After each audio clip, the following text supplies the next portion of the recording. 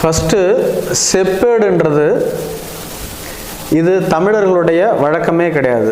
தமிழர்கள் செப்பேடு எழுதுவது இல்லை அப்படின்னு தான் நம்ம சொல்லணும். செப்பேடு எழுதும் முறை என்பது பிராமணர்களுடைய வழக்கம். முதல்ல செப்பேடு எங்கே எழுதப்பட்டது அப்படின்னா, இன்று இருக்கக்கூடிய ஆந்திராவினுடைய வடகிழக்கு பகுதியில் தான் முதல் செப்பேடு கிடச்சிருக்கு. அது எதை பற்றின செப்பேடு அப்படின்னு பார்த்தோம்னா, அங்கே இருக்கக்கூடிய ஒரு அரசர் அங்கே வாழ்ந்துட்டு இருக்கக்கூடிய ஒரு பிராமணருக்கு நிலம் தானமாக வழங்கப்பட்ட ஒரு செப்பேடு. அடுத்தது தமிழ்நாட்டில் ஒரு சில செப்பேடுகளை மிக பழமையான அல்லது சிறப்பு வாய்ந்த செப்பேடுகளாக சொல்கிறாங்க. குறிப்பாக வேள்விக்குடி செப்பேடு.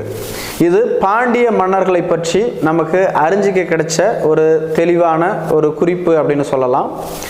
அப்புறம் அதே மாதிரி பார்த்தோம்னா சோழர் காலத்தில் வெளியிடப்பட்ட 2